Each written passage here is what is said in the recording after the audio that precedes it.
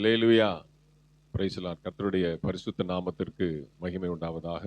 இந்த அதிகாலை வாக்குத்தத்த ஆராதனைக்கு வந்த உங்கள் யாவரையும் இயேசுவின் நாமத்தினாலே வாழ்த்தி ஆசீர்வதிக்கிறேன். அல்லேலூயா. வாசிங்க இந்த மாதத்திற்கான வாக்குத்தத்த வசனம். சங்கீத புஸ்தகம் 126வது அதிகாரம் 3வது வசனம். கர்த்தர் நமக்கு பெரிய காரியங்களை செய்தார். கர்த்தர் நமக்கு பெரிய காரியங்களை செய்தார். இது நிமித்தம் நாம் மகிழ்ந்திருப்போம். இது நிமித்தம் நாம் மகிழ்ந்திருக்கிறோம். கர்த்தர் நமக்கு பெரிய காரியங்களை செய்தார். இதன் நிமித்தம் நாம் மகிழ்ந்திருக்கிறோம். பிப்ரவரி மாதத்தை ஆண்டவர் மகிழ்ச்சியின் மாதமாய் கொடுத்திருக்கிறார். அல்லேலூயா. போன மாதம் கடைசி ஞாயிற்றுக்கிழமை ஆண்டவர் பெரிய காரியங்களை செய்தார் இல்லையா? Praise the Lord. பேரண்ட்ஸ் மீட்டிங்ல ஆண்டவர் மிகப்பெரிய அற்புதத்தை செய்தார். அதனால நாம் மகிழ்ந்திருக்கிறோம். தொடர்ந்து அந்த மகிழ்ச்சி அந்த ரட்சிப்புக்கு நேராக கடந்து போக ஆண்டவர் உதவி செய்வாரா? அல்லேலூயா. சரி, இதில் ஒரு சில அவுட்லைன் மட்டும் நான் சொல்லி முடிக்கிறேன். அந்த மாதம் முழுவதும் இந்த வசனத்தை தியானிக்க பரிசுத்த ஆவியானவர் நமக்கு உதவி செய்வாரா? அல்லேலூயா. அதாவது பெரிய பெரிய விஷயம், அதாவது கர்த்தர் பெரியவர் இல்லையா? அதாவது இந்த நாம தான் அவரை பெரியவர் பெரியவர்னு சொல்லிட்டு இருக்கிறோம். ஆனா அவருக்கு நிகரே கிடையாது. இப்போ இந்த அக்பருடைய அரண்மனையில் என்ன பண்ணாங்க? ஒரு கோடை கிழிச்சிட்டு இந்த கோடை அழிக்காம சிறுசாக்கணும், இல்லை பெருசாக்கணுமா? சிறுசாக்கணும். கரெக்ட். கோடை போட்டு என்ன பண்ணணும்? அழிக்கக்கூடாது, டச் பண்ணக்கூடாது. ஆனால் அதை என்ன பண்ணணும்? சின்னதாக்கணும். அப்போ பீர்பால் வந்தார். என்ன பண்ணாரு? பக்கத்தில் ஒரு பெரிய கோடை போட்டார். பார்த்தீங்களா, இது சிறுசாயிடுச்சு அப்படின்னு. அப்போ கம்பேரிசன் பண்ணும்போது அது பெருசு, இது சின்னதுன்னு ஆயிடுது. அல்லேலூயா. ஆனால் அவருக்கு கம்பேர் பண்ணவே முடியாது. அவருக்கு மேலே ஏதாவது இருக்கா? அவரை விட உயர்ந்தது ஏதாவது இருக்கா?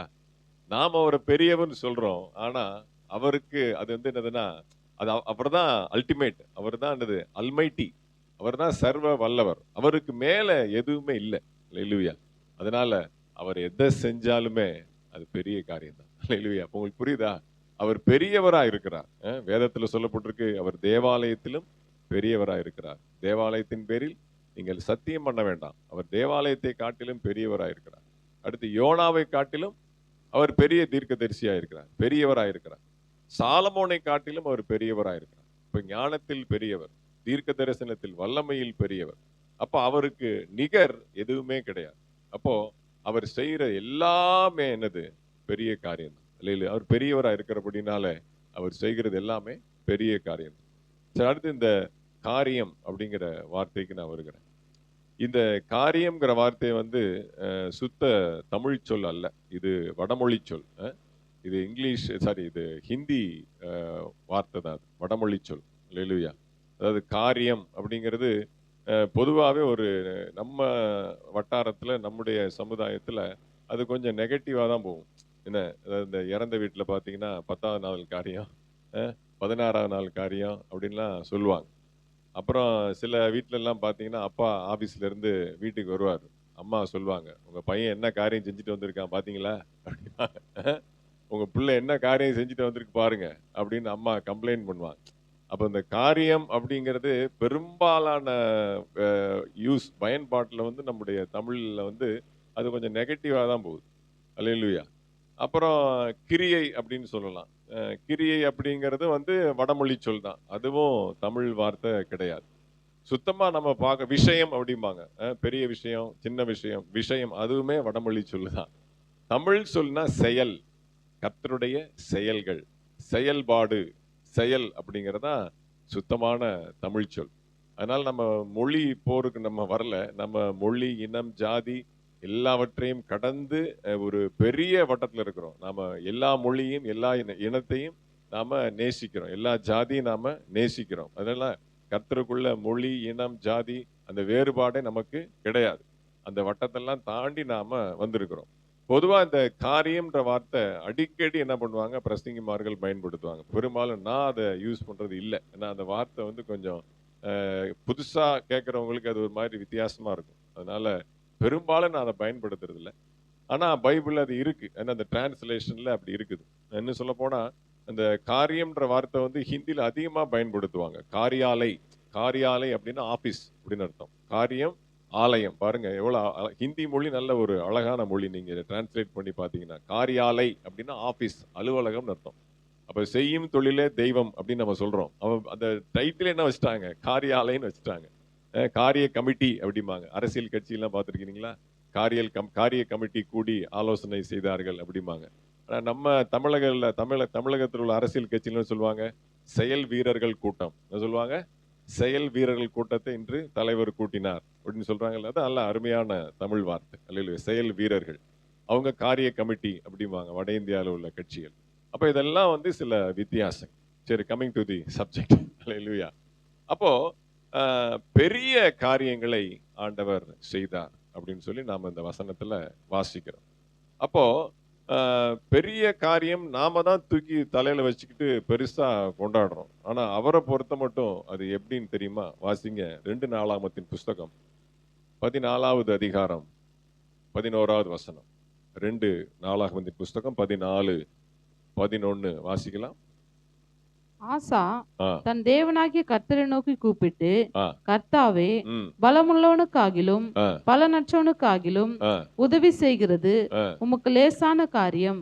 லேசான காரியம் போதும். அவரை பொறுத்த மட்டும் என்னதுன்னா எல்லாமே ஜஸ்ட் லைக் தட், எல்லாமே லேசான காரியம் அப்படின்னு ஃபூன் ஊதுற மாதிரி தான் அவருக்கு. நாம தான் என்ன பண்றோம், பெருசா நினைக்கிறோம், பெரிய விஷயமா நாம என்ன பண்றோம் நினைக்கிறோம். ஆனா அவருடைய பார்வைக்கு, அவருடைய அந்த சித்தத்துல பாத்தீங்கன்னா லேசான காரியம். அப்படியே போற போக்குல அப்படியே செஞ்சுட்டு போவார். சில பேர் சொல்லுவாங்கல்ல லெஃப்ட் ஹேண்ட்ல டீல் பண்ணிட்டு போவார் அப்படின்னு. அந்த மாதிரி அவர் ஜஸ்ட் லைக் தட் டீல் பண்ணிட்டு அசால்ட்டா என்ன பண்ணுவாரு, எல்லாத்தையும் செஞ்சு முடிச்சுட்டு போயிட்டே இருப்பார். அல்லேலூயா. அப்ப அவருக்கு லேசான காரியம். அப்ப அதை அவரை பொறுத்த மட்டும் நமக்கு பிரச்சனை இல்லை. நாம எப்படி அவரை ஃபீல் பண்றோம், நாம எப்படி அவரை உள்வாங்கி கொள்ளுகிறோம், அதுதான் முக்கியம். அதை மட்டும் ஒரு 2 வசனத்தை வாசிச்சுட்டு நாம ஜெபித்து முடிக்கலாம். அதாவது கர்த்தர் செய்கிற சில நன்மைகள், கர்த்தர் செய்கிற சில விஷயங்கள் நமக்கு சில நேரங்கள்ல பெருசாவே தோண மாட்டேங்குது. நமக்கு வந்து அதனுடைய மகிமை தெரியல, அதனுடைய அருமை தெரியாதனால, இன்னும் சொல்ல போனா அந்த நேரத்துல தெரியும், கொஞ்ச நாள் ஆன அப்புறம் மறந்துடும். அதனுடைய அந்த அந்த மகிமையை நாம் என்ன பண்றோம், மறந்துடுறோம். அதை அப்படியே புறக்கணிச்சிடுறோம். அதை வந்து நம்ம டோட்டலா நம்முடைய சிந்தையிலிருந்து நமக்கு போயிருது. அது ஏன் அந்த மாதிரி நடக்குது? அவர் செய்யற அந்த மகத்துவமான காரியங்கள், செயல்கள் எல்லாம் நமக்கு ஏன் வந்து மறந்து போகுது அப்படிங்கறத நான் இன்னைக்கு அதிகாலை வேளையில உங்களுக்கு 2 வசனத்தை சுட்டி காண்பித்து நான் ஜெபித்து முடிக்க போறேன். வாசிங்க. லூக்கா சுவிசேஷம் 12வது அதிகாரம் 26வது வசனம். லூக்கா 12:26 நான் வாசிக்கலாம்.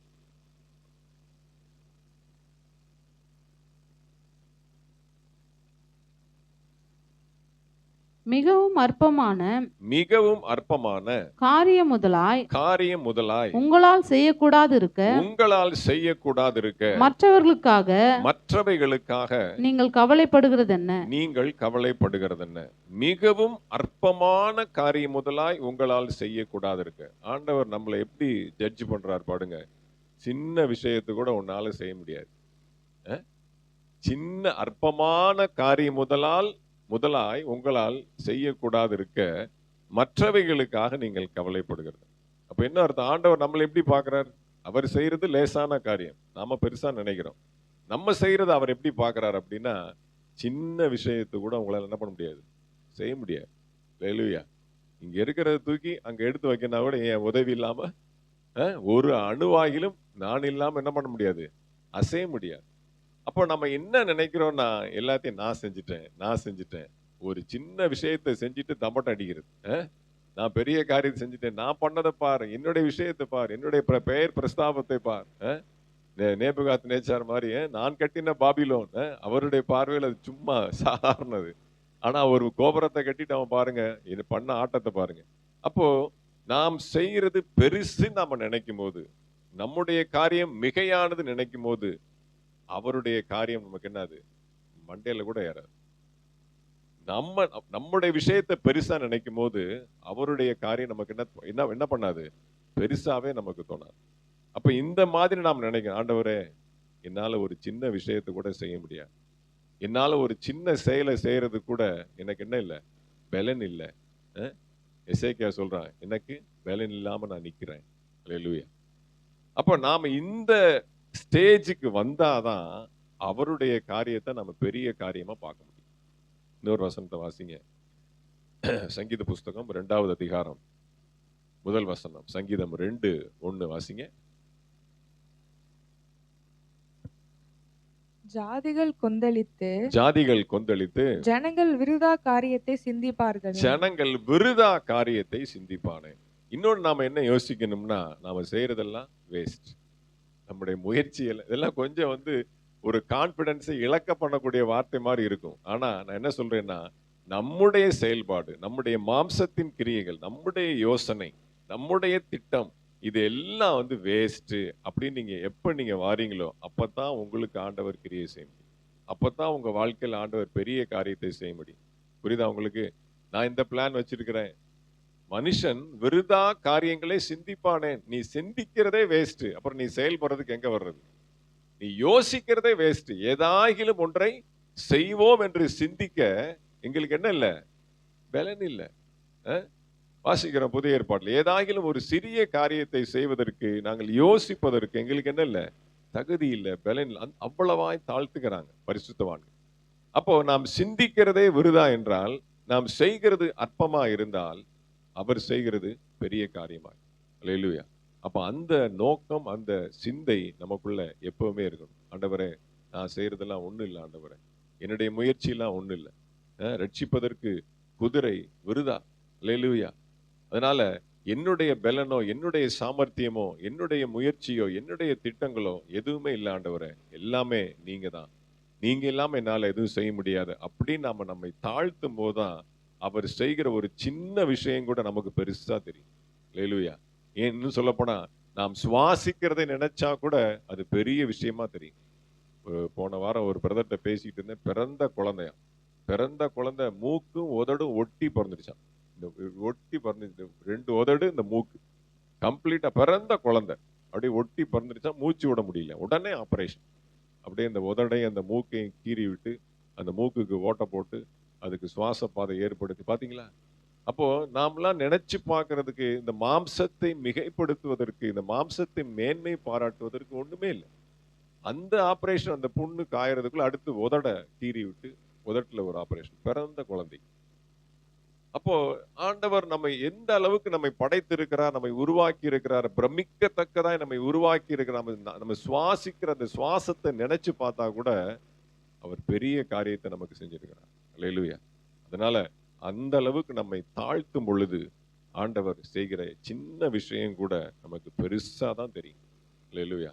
அதனால எங்களுக்கு எந்த நன்மையும் செய்யலையே, எந்த ஒரு பெரிய காரியம் செய்யலையே அப்படின்னு நாம நினைப்பதற்கு ஒண்ணுமே இல்லை. அல்லேலூயா.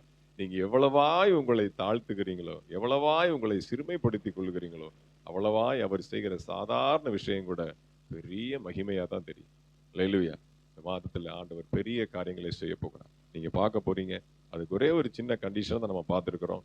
நீங்க செய்யறது அற்பமான காரியம், நீங்க செய்கிறது விருதாவான காரியம் அப்படின்ற ஒரு மைண்ட் செட்டுக்குள்ள நீங்க பாருங்க. எல்லாமே உங்களுக்கு மகிமையா, பெரிய அற்புதமாய், அடையாளமாய் நடக்கும். எல்லாம் கண்களை மூடி நாம் ஜெபிக்கலாம்.